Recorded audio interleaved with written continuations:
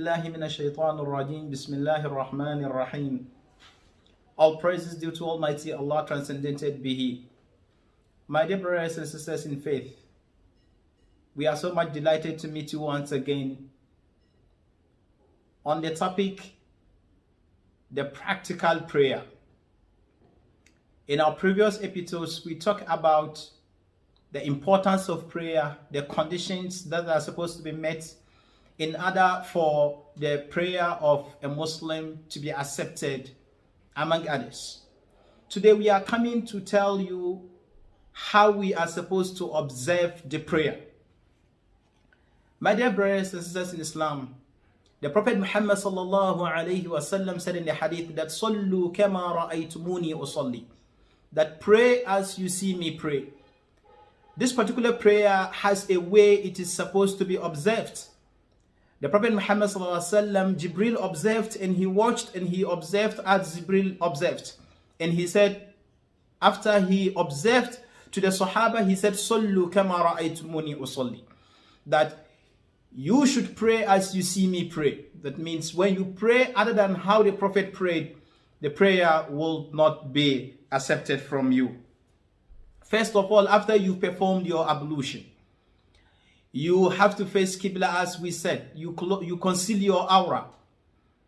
Then you take your intention to observe the prayer that you want to observe. You don't say it with your lips, but you leave it in your heart. An-niyatu mahalluha al-qalb.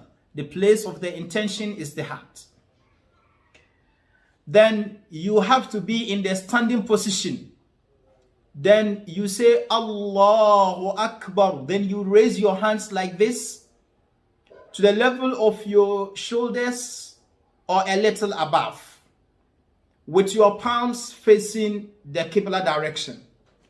You don't say Allahu Akbar like this. Your palms should show or should be directed to the Qibla.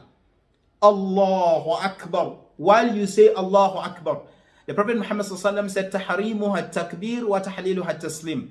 The prayer is started with Allahu Akbar, which is compulsory. But for the raising of the hands, it is a supererogatory act. Then when you say Allahu Akbar, then you hold your hands like this. You put your right hand on top of your left hand in the prayer. And this is an act of the Prophet Muhammad sallallahu alaihi wasallam. He said in the hadith that أمرنا أن نضع أيماننا عن شمائلنا في الصلاة على شمائلنا في الصلاة, that we have been instructed to put our right hands on top of our left hands in prayer like this. So this is the act of the Prophet Muhammad sallallahu alaihi wasallam. Then you start reciting Surah Al-Fatiha, Alhamdulillahi Rabbil Alameen, till you reach the end of Surah Al-Fatiha. When you reach the Surah Al-Fatiha, if you are praying in a congregation, the congregation will have to say Ameen. Why? Because this is the practice of the Prophet Muhammad sallallahu alaihi wasallam. He said, فَإِنَّ تَأْمِينَكُمْ فَإِنَّهُ مَنْ وَافَقَ تَأْمِينَهُ تَأْمِينَ الْمَلَائِكَةِ غُفِرَ لَهُ مَا تَقَدَّمَ مِنْ ذَنْبِهِ.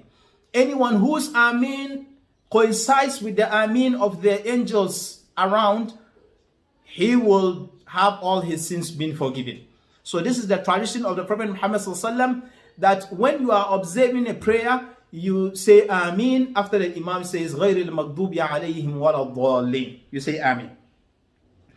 Then after you say Ameen, you recite a surah adding to the Surah Al-Fatiha.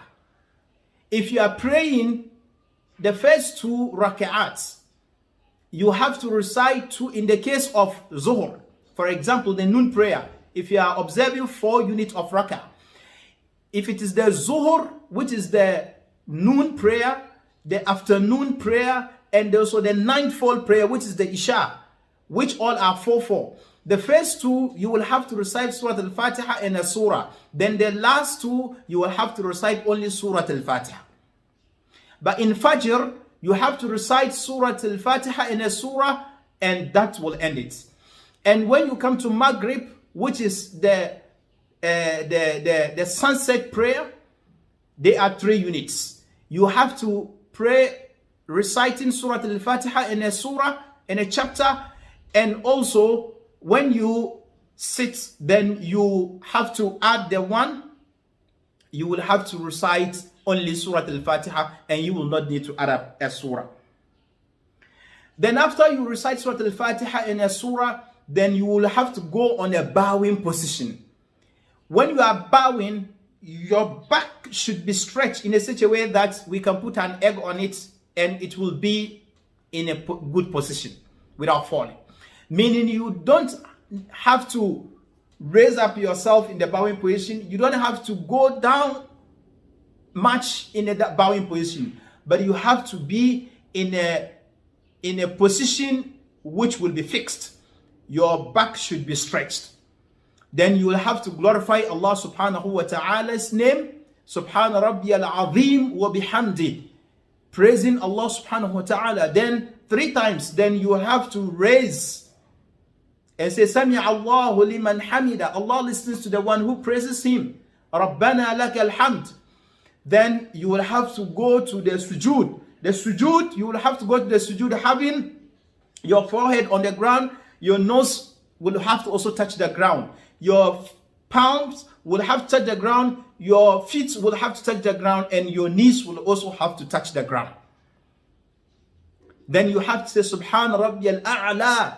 The mighty Allah subhanahu wa ta'ala. The one that is above all. You praise Allah there. Then you give perfection to Allah subhanahu wa ta'ala. Then you will have to sit back. Then put your palms on your thighs. Rabbik firli warhamni. Then you recite the necessary supplications. Then you go back to the sujood. You say the necessary supplications. Then you continue like that in the prayer. That is how the prayer is supposed to be observed in short. May Allah accept from us. We need to ask more for clarifications if we have any challenges. May Allah accept from us. Wassalamu alaikum wa rahmatullahi wa barakatuh.